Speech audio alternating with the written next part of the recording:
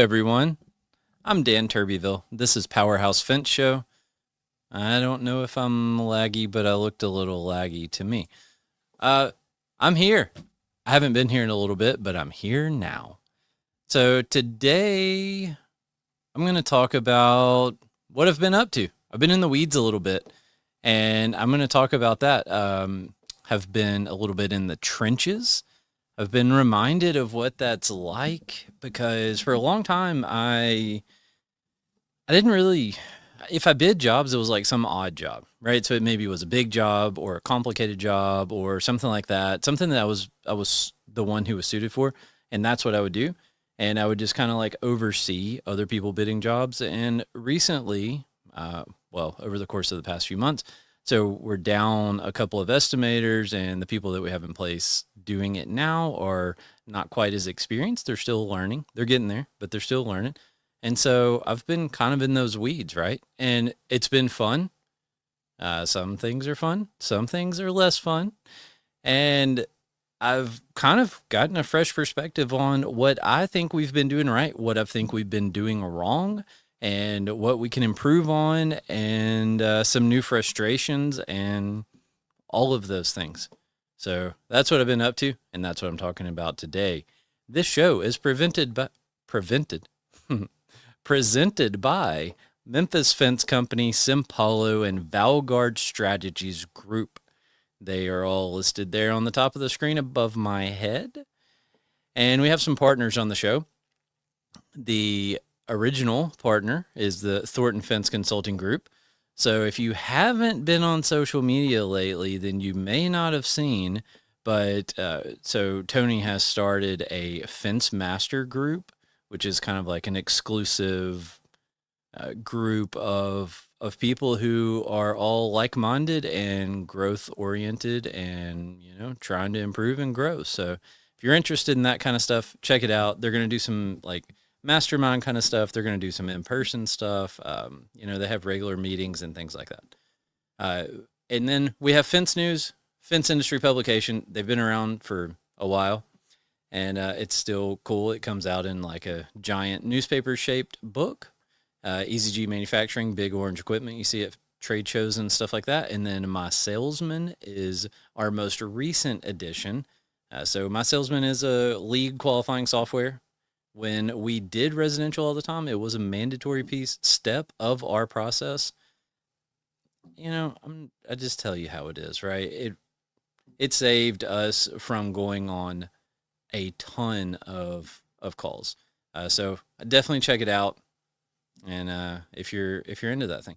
So the show is live. The phone number is on the bottom of the screen, 901-878-4987. As always, you can call me anytime you want to. And I think I'm just going to cruise on down right here and just say thank you, listeners. I appreciate the people that listen. I appreciate the people that tune in here when it's on Facebook, YouTube, LinkedIn, things like that. The people that download the podcast and listen to me while they're going about through their day. It's all really cool. I do it for y'all. Hopefully it brings some value. If you have questions or want me to talk about something, as always, feel free to reach out however you want to and submit a request if you want, and we'll do everything that we can. So with all of that, we've put out several videos that have come out in the past few weeks. Jamie's been killing it with editing some videos, stuff from Fence Tech. Our local golf tournament asked us to come out and do some video there. So I think he's put out some really top-notch content. It is on Powerhouse Fence Show's YouTube channel. If you want to check it out, you can find it there. It's cool. All right, I'm done with all that. Let's go. So I already told you, we had a couple estimators that are no longer here. And so for a while, we had 3 people full-time bidding jobs from general contractors. And it always kind of like three's a lot. You can bid a lot of freaking jobs with 3 people doing it full-time. And but there was like room for that rotation, if that makes sense, right? So if you had to bring in a new person, then you had a couple people to help you with training and to help get them up to speed and all that stuff. Well, now two of them, we were down two, and the third one kind of transitioned into a different role, right? So there was a lot of changes in that core group. And so we have a couple of people that are doing it now. They're newer. They're a lot less. They're less experienced, and they're newer at it, and they're getting there, right? I'm not trying to take anything away from them. They're learning. They're growing. They're improving. They're doing the job. They're figuring it out. But things just take a little bit of time to get up to speed, and it takes them a little bit longer to do stuff. And so I've been kind of in there bidding jobs that I normally would not have done, and it's been good, actually. I definitely am not complaining about it. I think it's reminded me of a lot of things, and it's kind of given me a bit of a fresh perspective on doing the job, and it's been good, right? So, like I said before, sorry, Alyssa, I don't know if you're listening, but your team's message is distracting me. But before this, like I said, I would help out. I would kind of look at jobs whenever they had questions and review them, sometimes before they got sent out, just to make sure that I didn't see anything crazy. If it was big jobs, complicated jobs, anything like that, then that's where I would kind of be involved, right? And it wasn't really necessarily in the like day-to-day stuff. And so here's an interesting thought that I have, is that now I'm not spending all of my time bidding jobs, but I'm spending a lot more of my time bidding jobs. And I wonder, what am I not doing that I was doing before that seemed important enough to occupy that time before? Right? That's an interesting thought. So if you ever find yourself in some weird transition like that, maybe keep that in mind. But it's not, I don't know that anything is like falling apart. Right? And if it has, well, I just haven't really noticed it yet. But, So since I've been back in it, here's some of the things I've been reminded of. I actually enjoy bidding jobs, right? I like trying to connect with the people. I'm not a very outgoing person. I'm not a super, like, let's talk about your weekend kind of person, honestly. I'm not that exciting, right? So I struggle to do, like, small talk's hard. Connecting is hard. It's difficult to talk to people for me. And I do this, which I know is very interesting, but that's okay. So I've been really trying to connect with people, and I've been kind of honing that skill, right, of making connections. And man, it's fascinating to me that there's so much of this, like, I'm in a big rush, I got to go, and I get on the phone and I ask you the two questions I need to ask you, and I hang up the phone, right? And maybe someone remembers that, maybe they don't, I don't know. But what I've been trying to do is ask them something. Okay, and I know that sounds random, right? But ask them something about the company they work for, or what they do, or find some place to connect to them. People who do that kind of thing, that are really thorough, like, they'll go look the person up on LinkedIn and they'll find some interest or something like that they have before they call them. I'm not really thorough enough for that. If you are, that's great. That's really cool. But it's just kind of worked out to where I've been able to ask some random question of something that I picked up on during the conversation. And multiple times it's led down this path of, like, them just going on some giant, side quest where it's like 20 minutes of talking about the company they work for, right? Or like the church they go to, or, I mean, the bowling league they're in, like, whatever that thing is. If you can get people to talk about them, they go, right? They go. And so I've been trying to engage in that. Yesterday I talked to someone, and we had to spend 20 or 30 minutes talking about these, like, giant transformers. So there's a facility here in Memphis that's a manufacturer for very large, like, 100-ton transformers. And so we went down a whole rabbit hole talking about, like, the buildings and how they have all of this crazy stuff built into their building because of the transformers and because of what they do. And Like, it was all pretty fascinating, right? So it wasn't really about him, but it was about the thing that he does. And it was a really easy way to just have a conversation. So there's my, I don't know, ideas or what I've been trying to do to try to connect to people. Now, man, you'll get on the phone with some people and you try that tactic and the door just gets like slammed right in your face and they want no part of it. And that's okay too, right? Just give the people what they want. If you get that sense that they don't want to be a part of a conversation like that, then just let them go, right? Get to the point, get the question, get the, hey, check in with you, whatever, out of the way, and just move on, right? So feel them out. And again, I struggle with it. If I can do it, I promise anyone out there listening, you are capable of doing it too. But pick up the phone and give it a little ring ring. That's what I would suggest. Okay, so I've been having fun bidding jobs, right? I like digging into complicated jobs and trying to figure it out. I like digging into things and trying to figure it out. I like complicated stuff. I like puzzles. I like trying to solve the puzzle of a job.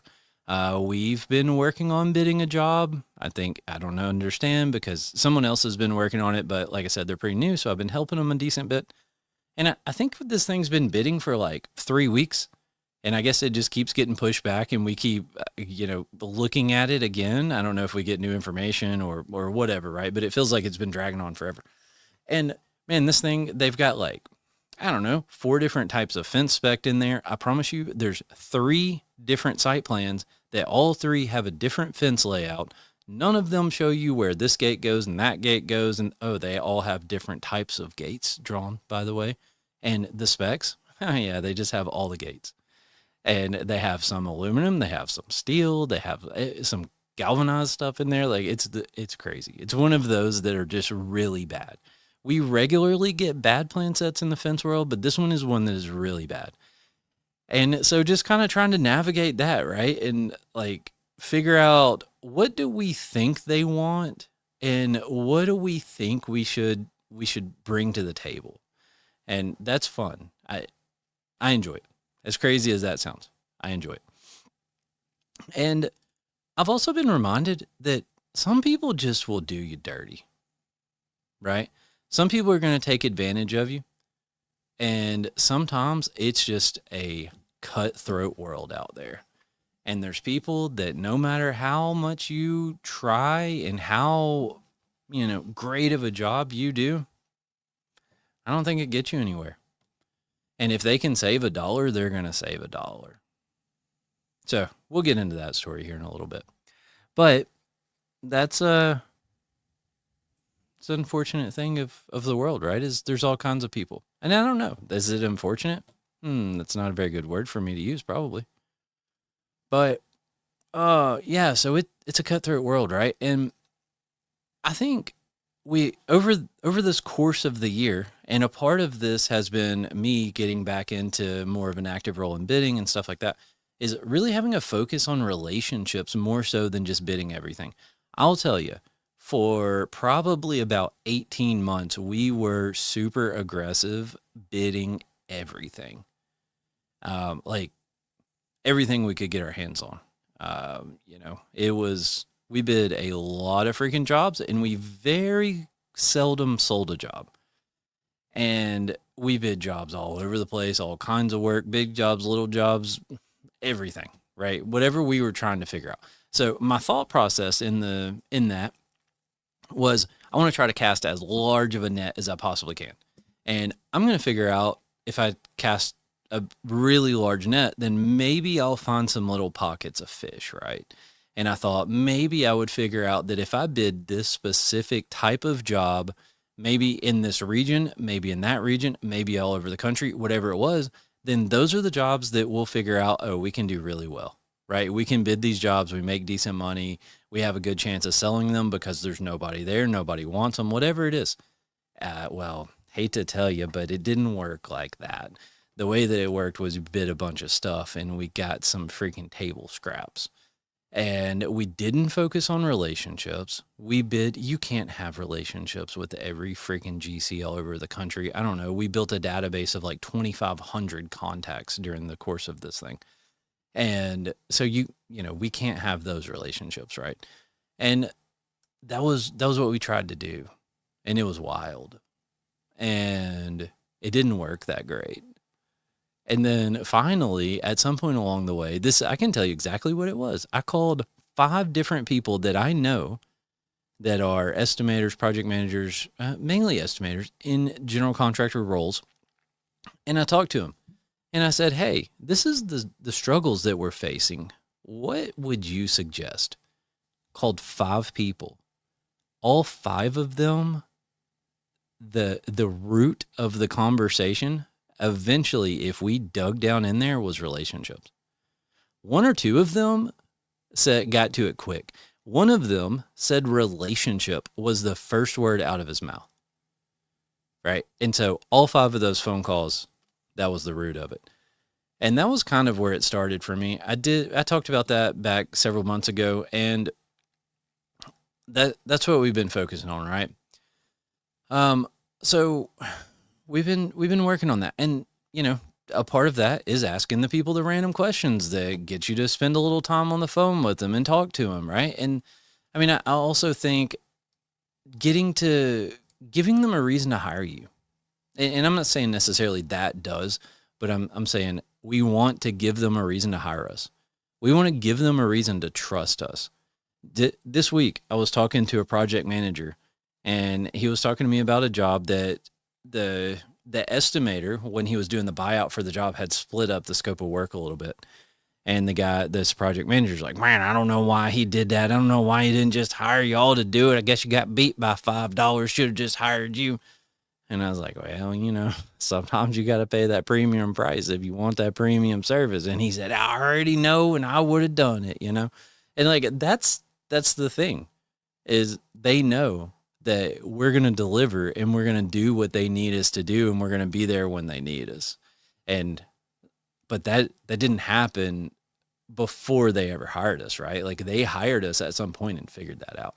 So we have to figure out how to give them the reason to hire us the first time. And I think that's the connection. That's the relationship that you can make with them. So, so we've been shifting our focus, right? We're not chasing all the stuff. We can't do it. Even here locally, we're not chasing all the stuff. Part of it is because I think it's a lot of, I hate to use the word wasted time, but I think it's a lot of wasted time. And I think bidding everything under the sun, we were just wasting time. We were wasting money. We were wasting it all. But now we're focused. All right. We've been there. We've done that. My obligation as I sit here and do this show from the very beginning has been to share the things that we win and lose at. And I think that was what we lost at. So we're focused, and even locally we're focused. We're trying to focus on the jobs that make sense to us, the jobs that we want to do. And we're trying to make those human connections and go after those jobs hard. Hold on just 1 second.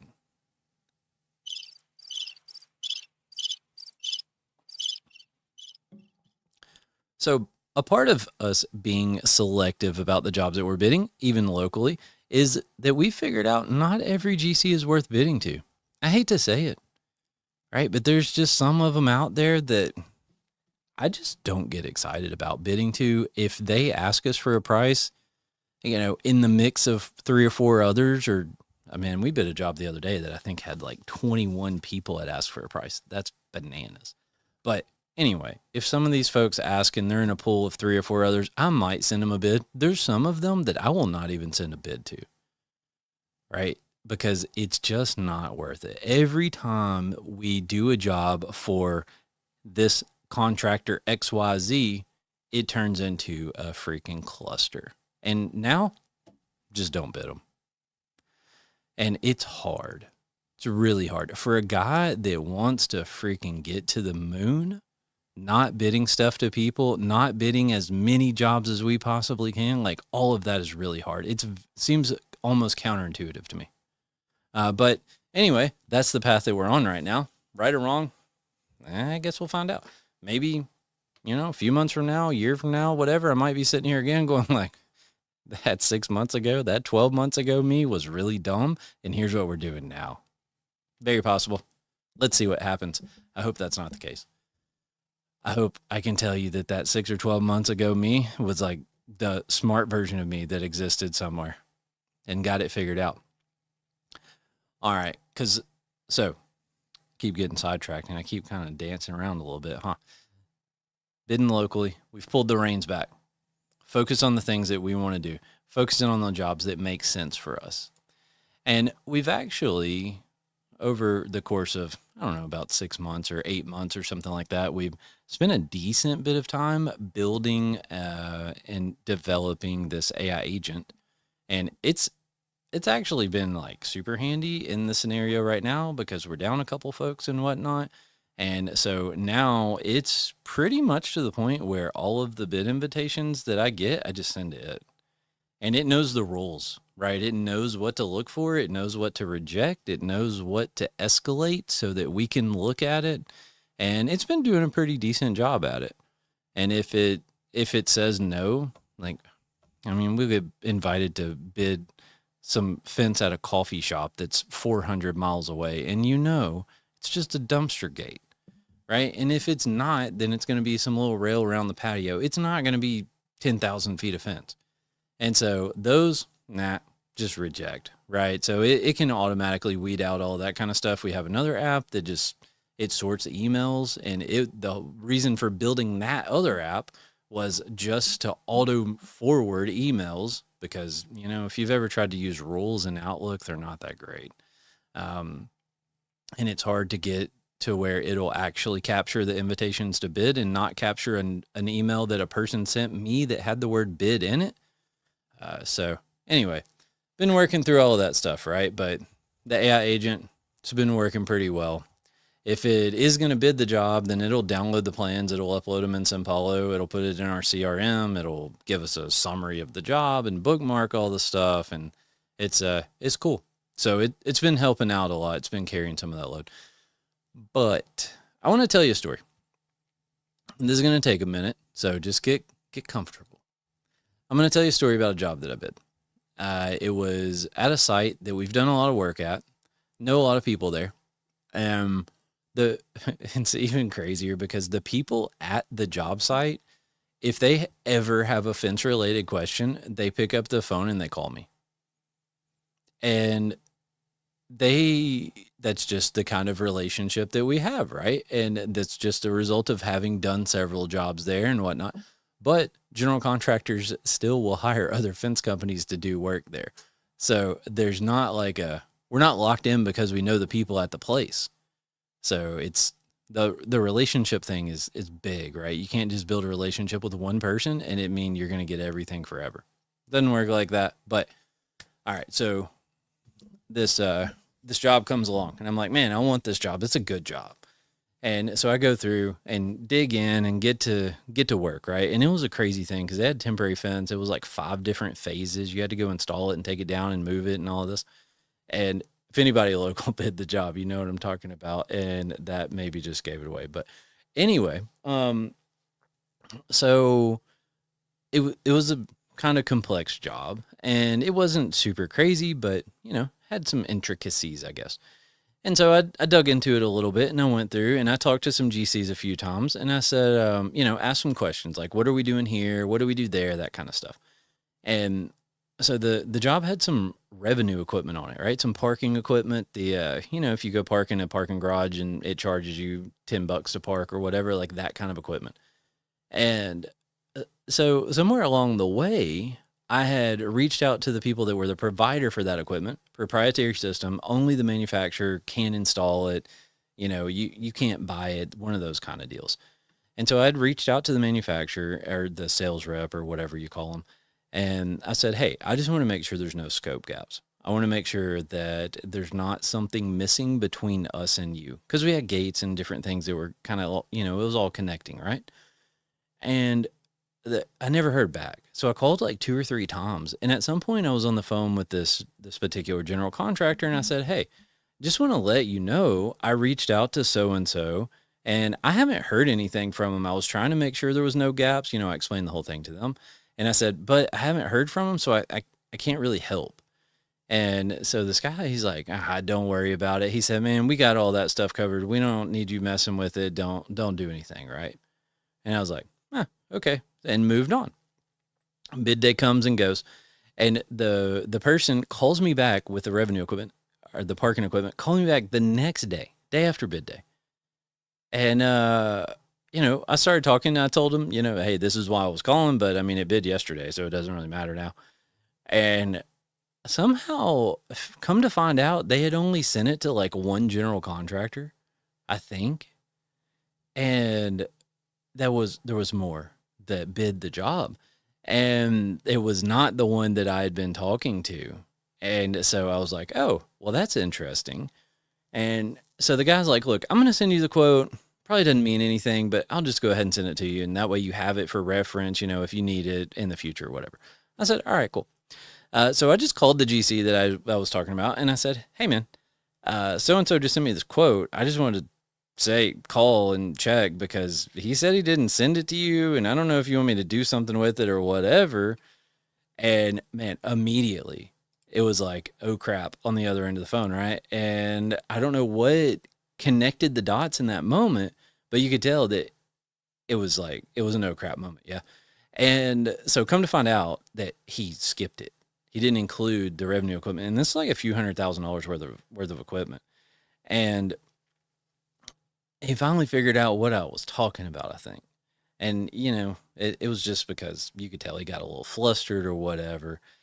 And over the course of the next few days, I got several phone calls. Like I said, I know a lot of the people in that, like the owner side of stuff over there and construction management and all of these things. And so I got some phone calls. And I mean, I talked to everybody about it and, what it was and what it covered and all of those things. Why they called me, didn't call the person on the proposal, I don't know, whatever.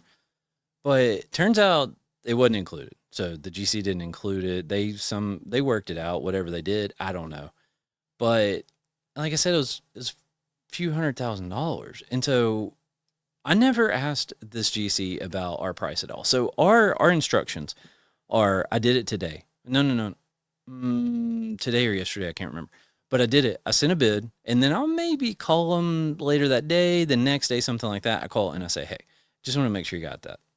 All right, did you review the scope? Do you have any questions? Is there anything else you want me to add? Like that type of conversation, and I never talk about the price. Well, I don't bring up the price. If they bring it up, then okay, I'm on the other end of the phone, but I never bring up the price. And so call number one, just talk about scope. You got it. Make sure you have everything you need, right? Is there anything else we need to do for you? Anything else we can do for you? And it's 50-50. Sometimes people bring up the price, sometimes they don't, and that's cool with me, right? So I had that phone call, and then a couple weeks down the road, I'll call back, and I'll maybe a week or two or whatever, and I'll say, hey, we bid that job to you. You know what happened with it? Like, were y'all low bidder? Is the job going to move forward? Have you heard anything? That's kind of my couple weeks later call, and week or two later, yeah, we'll settle on that. And so I did that. And found out, well, this GC that left off all that equipment, they were being awarded the job, and he tells me, he's like, yeah, we're being awarded the job, but we're not hiring you. You got beat.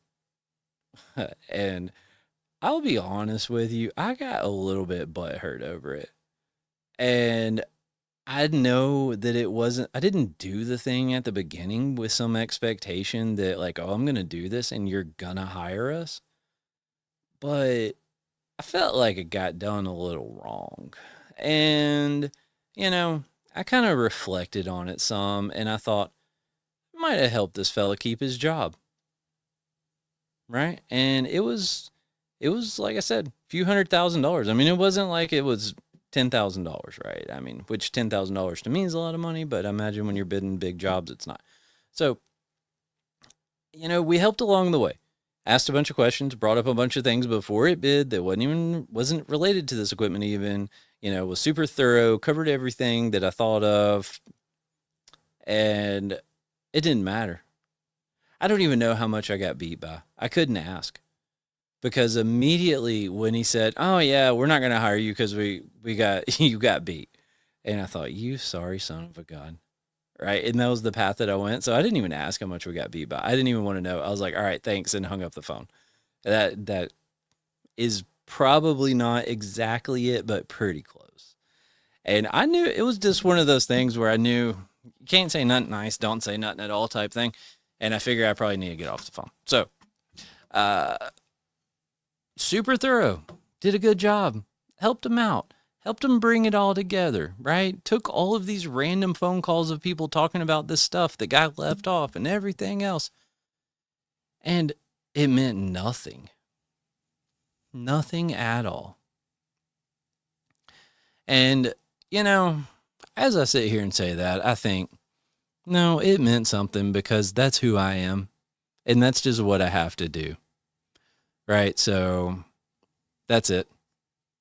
Nothing came back, right? And that's okay. Maybe somewhere, sometime it will. Maybe it won't. I don't know. Doesn't really matter. But yeah. Thanks for listening and help me work through that. I feel much better now. I've been carrying that for this old Tom, and now I just needed to get rid of it. So the moral of the story, as I set out to tell it, was to be careful who you invest a lot of energy into, and that there's plenty of people in the world that are going to just take advantage of you and don't care what it costs you, don't care what sacrifices you make, all of those things. They're going to take from you everything that you let them take, and then they're just going to walk away and find the next person. Hey, all of those things might be true, but I think we just do what helps us sleep tonight, right? And if that's being thorough and, going in and helping save the day and whatever, then so be it. Yeah, there we go. Anyway, there also, I've experienced some other stuff, okay? Because there's some positive that's going to come out here in just a second. So I've been bidding jobs a little bit easier. Easier? No, not true. Earlier. I've been bidding them a little bit earlier. And when I say a little earlier, I mean maybe a day or two early, right? Not a week early, although that has happened sometimes. But normally a day, two, something like that early. And I know people think it's crazy. There's people in the world that think that is a terrible idea because, they're going to shop your prices. I kind of figure if they're going to do it, they're going to do it regardless because they don't have to send me a contract at bid time. They have to turn in a price. And I know there's those weird scenarios where they have to go in and they have to show everybody that bid and who they're using and all of that stuff. Yeah, okay. I'm sure there's no way to cheat that. But anyway, I don't really care. If the people are going to shop it, they're going to shop it. But what it's done is it has provided several opportunities for me to go in and change the scope of work, right? And most of that is adding some things, and a lot of that is things that wasn't even on the plans. One of them asked for me, hey, can you bid some removal? There's an existing enclosure over there that we have to get out of the way. It's not shown on the plans anywhere, but can you give me a price on that removal? And I was like, yeah, okay, sure, right? One of them asked, hey, actually, they only asked for like 800 feet of fence, there was only 800 feet of fence on the plans, but really they want like 1,250. Never shown anywhere on the plans and never shown it. Nothing came out that had that information. But because I sent it in early, I got the phone call and was able to work through that stuff and give them a price on what exactly they needed. Another one said, hey, can you give me a price on 5,000 feet of temporary fence to go with this job? All right. Again, not in the plans. So the relationships that we talked about before, making the phone calls, spending a little time with people, getting to know them a little bit, giving them a reason to trust you, giving them a reason to hire you, and then sending the proposal in a little bit early so you have some time to connect and you have some time to review, and they can do, if they need to ask for changes, there's time for that.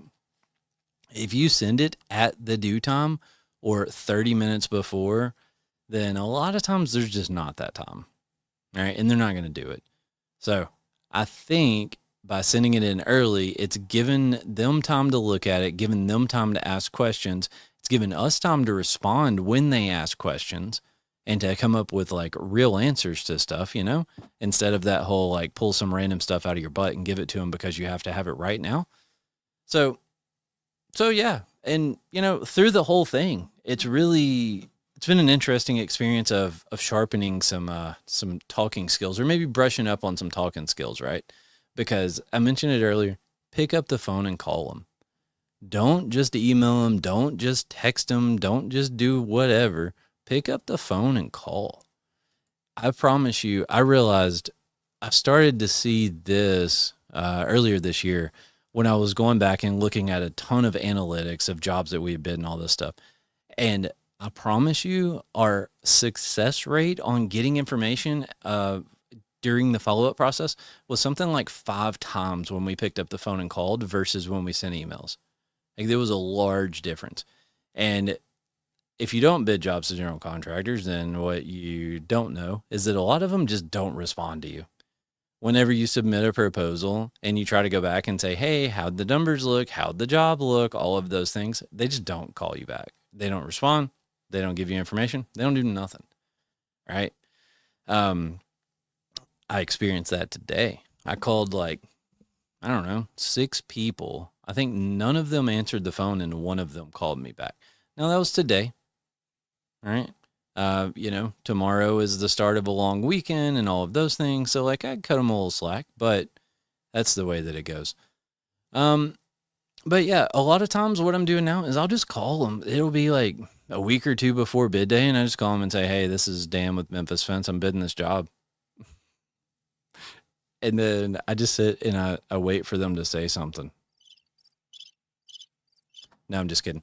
Actually, I'll call and I just say, hey, I'm bidding this job. And, I don't really think I have any questions or anything. I just thought I'd call and touch base and see if you had any special requests or you have any questions or any of that stuff before I put the proposal together and send it over to you. All right. Some version of that. And that too has produced some opportunities. And so again, there's been several of those phone calls that I've made where people are like, oh yeah. Hey, I'm glad you called me. Can you do da, da, da, da, da, da, da? And I'm like, yep, sure. Right. And so that's some of the stuff that I've kind of been telling folks, like, I think this is what we need to do. And we never really got serious about doing it, but I've been trying to do it and it has produced results. So just pick up the phone and call. And then, like I said, if the opportunity presents itself, you can ask them a random question about the job or what they do or the company they work for or, whatever that is, and it'll lead into conversations, which is cool. Build some rapport, build some relationships. Don't just be an email address. Don't just be a proposal that shows up every time they bid a job. Be a human. That's a weird concept for me sometimes. I did learn that, no, I didn't learn. I remembered that there's this death pit of terrible between bidding a job and like prepping or installing a job that I really don't like. And that is the contracts and the submittal and the insurance and all of that. Man, that stuff is for the birds. I do not enjoy it. A lot of it doesn't happen in my room. A lot of it doesn't happen in my desk, but I still don't like it. And I have to hear about it. And I've been working on some submittals and they're really driving me crazy. So I just don't enjoy it. And I remember that now. Yeah. I guess so. I kind of think of myself as being a good estimator. Okay. And this is a thing that it's been perplexing me for some time now. Perplexing to me. It's been confusing. I got to quit trying to use them fancy words. It's been confusing to me for a little bit, okay? Sorry, I had to get some tea. There's a fly flying around in here with me, and we watched Karate Kid the other day. My little 4-year-old daughter, I don't know, she really enjoys Karate Kid. And we watched it the other day, and we saw Miyagi trying to catch the fly with the chopsticks, and he said, "Man who catch fly with chopsticks can't accomplish anything." I really want to get some chopsticks and try to catch a fly now, just to see what it's like. So anyway, I think I'm a pretty decent estimator, right? And I think I'm pretty good at going through a set of plans, seeing the little things, thinking the stuff through, seeing the hurdles that we're going to come across if we do the job, when we do the job.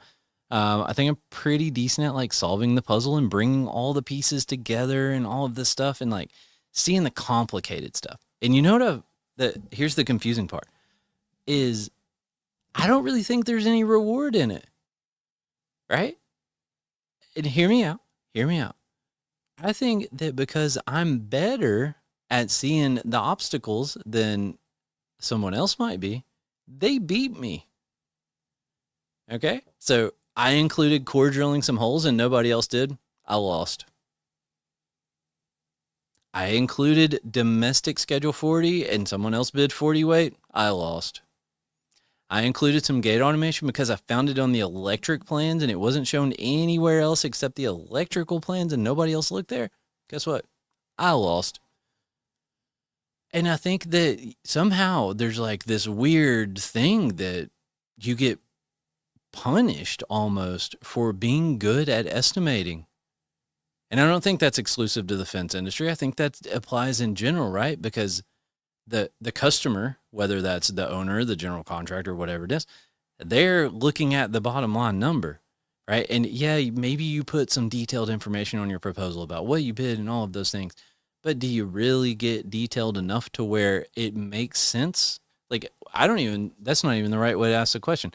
Is there a way to prepare a proposal that says, hey, I included core drilling, I included domestic schedule 40, I included this gate automation, but be careful because other people are not going to include it, right? Maybe just because it's itemized on there, it doesn't get that point across. So I don't know what that means. If that means something to you, let me know. If you can take some action from that, let me know.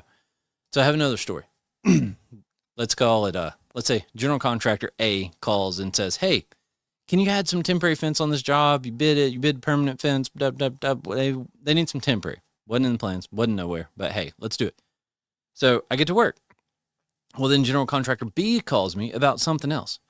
And, we go through his thing, whatever he called about. And then I said, hey, by the way, someone asked me to provide temporary fence. And so I'm working on it. Just want to let you know, I'll send it over to you too. And he goes, whoa. What do you mean? I don't want that. I said, what? He's like, no. Your number looks good right now. I don't want you to add anything to it. And I said, but it's itemized. I'm not adding anything to any of the numbers. I'm putting another number. And I was like, and it's temporary. It's optional. You don't have to include it if you don't think you need it. No. We just don't want that on your proposal. We just want you to leave it off. And so we went round and round a few times about this thing. And I was like, you you don't have to include it because I put it on there. It is optional. Yeah, no. I just I don't want it. And I said, all right, whatever, man. So I didn't send it, but it was crazy to me that it was like, if it was on the piece of paper, it had to be included as a part of the estimate or a part of their bid that went in. And it really makes me wonder, is that a consistent mindset? Right? Or do they indeed regularly say, no, that doesn't need to be here. I'm not including that. I don't know. And so the final thing that I want to talk about is, this is what I want to do. And I want to know how to do this. Okay. So if somebody out there has an idea of how I can accomplish these things, then let me know. I want to bid. I want to sell. I want to consult on. I want to see the most complicated fence jobs in the world. And I want to solve those puzzles. Right? I want to do jobs that most people would look at and just say, nope, that's too hard. I'm not doing it. I can't. The logistics are insane. The site, the fence, whatever it is crazy. And they don't want to do it. I want the phone to ring. So how do I become that person who people know to say, no, no, no, no, you need to call Dan because that's some crazy stuff. And I really think that with my focus, right, that we've been talking about throughout this and trying to hone in on what we need to work on, I think that's the thing that I want to work on is maybe just do 5 jobs. If I can go find the 1 or 2 or 5 or whatever of the hardest jobs in the world and do them, jobs that I have to, we really have to think about, right? We got to spend some hours digging in, reading everything, looking it over, trying to figure it out. We got to spend hours and hours and months of planning and prep work just to try to get ready. And we have to have all of our ducks in a row. I'll give you an example. I'll give you a couple examples. So one, we did a fence on top of some sort of industrial facility. It was like a skeletonized building that had maybe tanks or smokestacks or something like that going through it. Just a bunch of I-beams, and we had to put fence. There was some catwalks at the top, and we had to put fence around it. And it was like 95 feet in the air or whatever. And the person, when they called, it was the scenario where they were told to call me because I would figure out how to do it. And we did the job. Great job. Awesome. Good times. Right. So things like that. There was another one I was going to tell you about, and then I got forgot. And when you're sitting here talking, you can't really just like pause long enough to actually think about things. So hold on. I'm going to drink some tea and think.